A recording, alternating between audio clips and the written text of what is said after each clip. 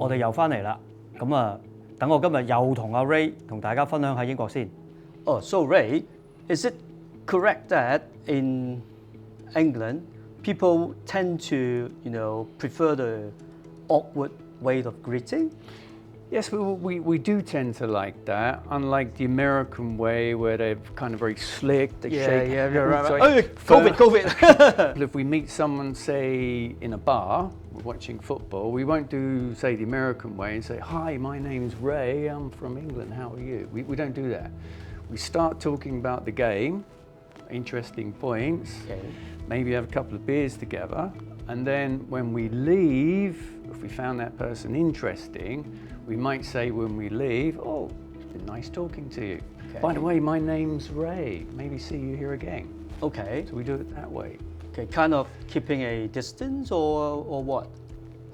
Yeah, because technically they're strangers until we get to know them. So in a way, we got this privacy thing in England.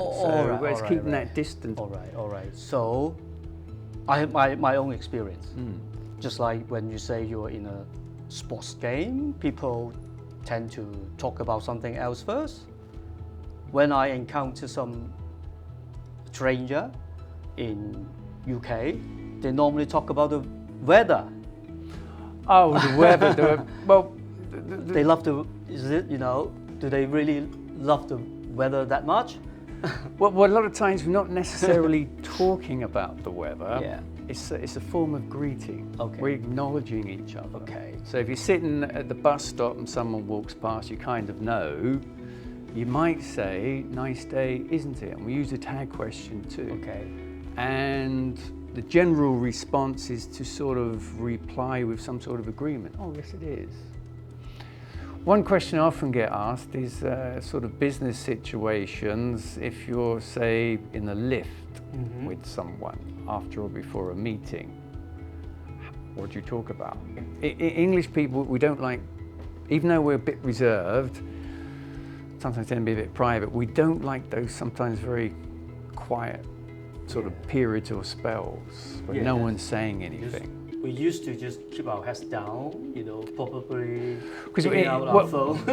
well, in that context, yeah, we don't seem, we don't appear to be like ignoring someone. So what should I expect to say to him? Well, if they come on I know it's COVID now, but if it's like from a business trip somewhere or a flight, you can ask questions like, "How was the flight?" Or "How was your hotel?" Talk about things like that, you see, or the weather, I suppose. The weather. Yeah. Okay. Or the schedule, do you have a busy schedule today? Sort of things like, it's got to be situation, I call it situational, contextual. It's got to be based on something that's sort of natural happening around that particular time. Yeah, the topic is not important, but try to say something, right? Yeah, so for example, if it was sort of now and the other person's a big football fan, you might ask them about the creation of the Super League, which is causing a lot of controversy now back in Europe. So yes, I was writing an article on that. Okay. So some important advice that I will give to someone from Hong Kong going to England to study, because I usually have a lot of young students who do that, or going to university in the UK, is to try and make English-speaking friends. Because when I was at university, there was quite a few Chinese people, or students, but they all stuck together. So in the evenings they studied together, they had dinner together, so they never got to sort of learn about English culture, and they never got the opportunity to improve their English. So use the opportunity when you go there to use the language, learn the culture. Yeah, we always say they still, cook the instant noodle together. Talking about making friends, how would you recommend us to sort of break the ice with the British people? Yeah, it's actually quite a complicated answer to that, quite a complex question, because it's situational. It depends where you are and the situation you find yourself in. Depends on what your common interests are. If you're somewhere where there's food, English style food, you can always ask for suggestions about food, for example.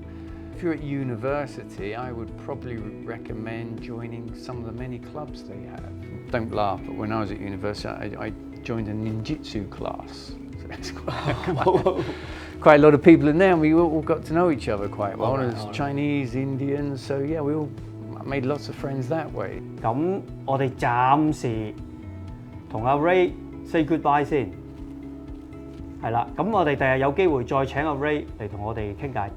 多謝晒大家。